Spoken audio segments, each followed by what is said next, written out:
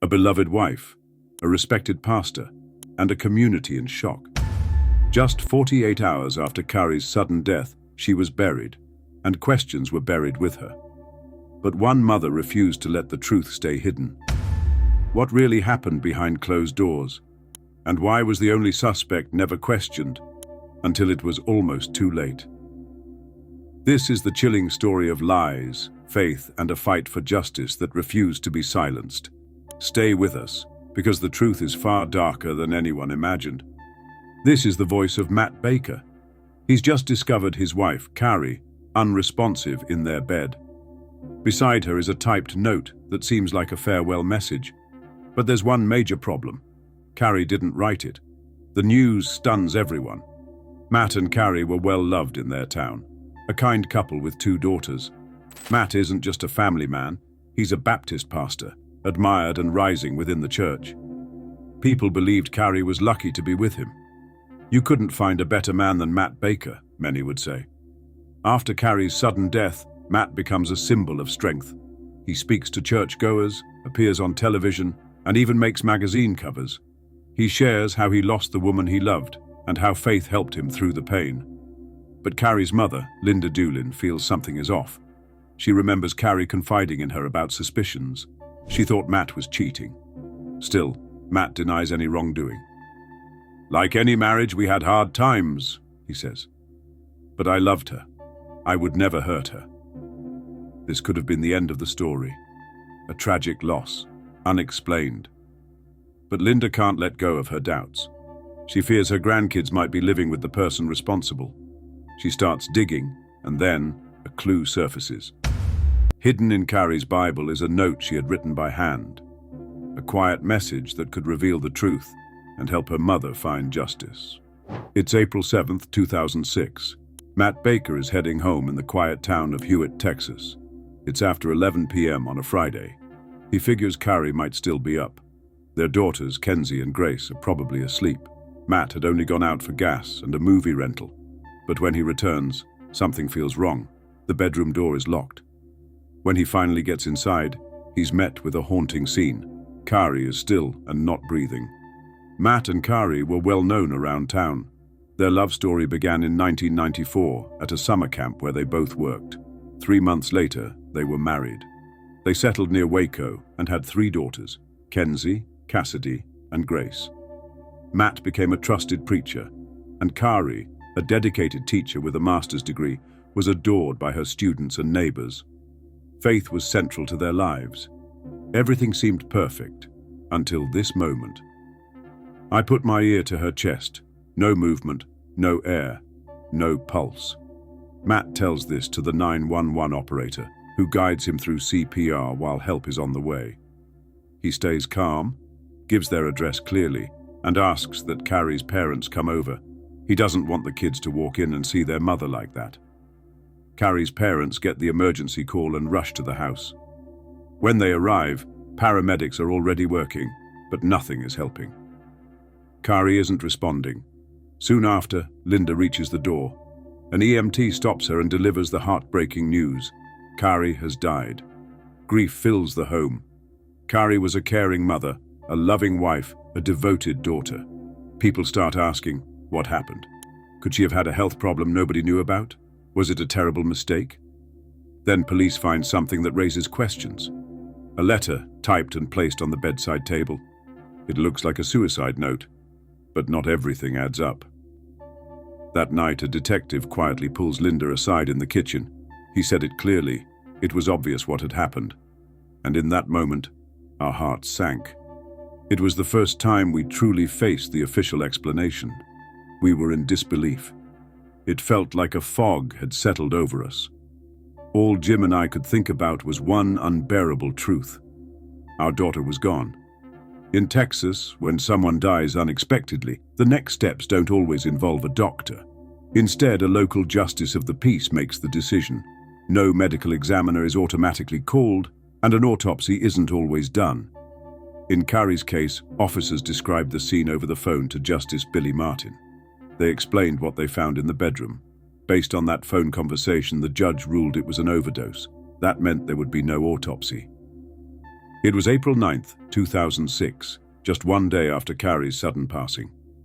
The family was still in shock, struggling to understand what had happened.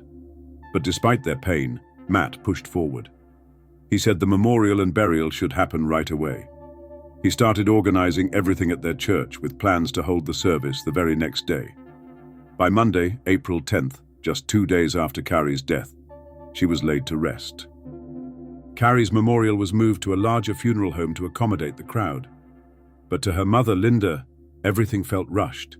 Matt, her husband and a pastor, insisted healing should begin immediately. Days later, he delivered an Easter sermon calling Kari's death a resurrection, and support flooded in. But Linda wasn't convinced. Kari would never leave her daughters. As the family examined the details, strange things surfaced. Only 10 crime scene photos, a suspiciously neat room, and a typed suicide note filled with spelling errors. Something Kari, a teacher, would never write. Matt wasn't formally questioned until 2 months later. He stayed calm, passed a polygraph, and police saw no reason to investigate further. Then Linda discovered Kari's phone was still being used after her death. Matt said he gave it to someone in need, but the story felt scripted. Soon after, photos of Kari vanished from the house, and Matt distanced the girls from Linda. That was the breaking point. When authorities refused to reopen the case, Linda turned to Assistant U.S. Attorney Bill Johnston, and the real fight for justice began. After hearing Kari's family, Assistant U.S. Attorney Bill Johnston sees what they do: too many red flags. He forms a team with ex-Texas Ranger Matt Cawthon and files a wrongful death suit against Matt Baker, giving them power to dig deeper. A forensic expert checks Matt's computer and finds shocking content. Adult websites accessed at church during work hours. Even more alarming, Matt searched overdose on sleeping pills just a month before Kari's death. Then comes the most chilling discovery: a handwritten note from Kari tucked in her Bible just 5 days before she died. It pleads, "Lord, protect me from harm." I don't know what's going on with Matt. Still, it's not enough to prove murder, legally. The question isn't just who did it, but was it even a crime? By late 2007, Matt moves 200 miles away, takes the kids, and starts preaching at a new church. Then, he appears on national TV, denying everything. He paints himself as a grieving husband, using his daughters to win public sympathy. To outsiders, he looks like a broken man. To Kari's family, it's manipulation, and they're not giving up. One of those tragedies is the death of their second daughter, Cassidy. In 1999, 7 years before Kari's own death, baby Cassidy passed away from a brain tumor at just 14 months old. It shattered Kari. She was devastated, but she held her family together, sought therapy, and focused on being a mother to her other children. Matt, however, used this loss to paint a picture of long-term emotional decline. He claimed Kari never recovered, that she couldn't sleep, that her grief consumed her and led her to sleeping pills. Some people believed him, others weren't so sure. Public opinion was split, but one thing remained constant. Linda and her family never doubted. They believed Matt was responsible for Kari's death and feared their granddaughters were in danger under his care.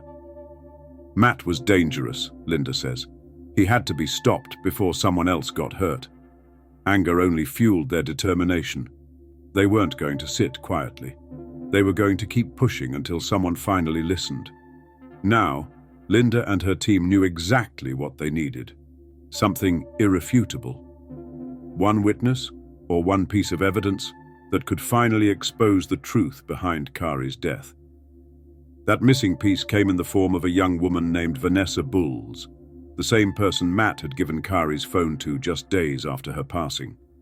Vanessa, 23, was newly divorced and had recently started attending Crossroads Baptist Church, where Matt served as pastor. Just weeks after Kari's death, she was seen at Matt's daughter's 10th birthday party. Observers noticed how close the two appeared, unusually affectionate for a pastor and a churchgoer. In January 2010, 4 years after Kari's death, Vanessa is subpoenaed. Legally required to testify, she's offered immunity in exchange for the truth. For prosecutors, it's a final effort, a last attempt to break the silence. The courtroom was packed. All eyes turned to Vanessa Bulls as she took the stand. Quietly, she revealed the truth. She and Pastor Matt Baker were having an affair just weeks before Kari's death.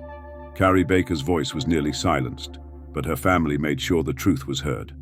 Through courage, persistence, and love, justice was finally served. Matt Baker is behind bars, and Kari's daughters are safe.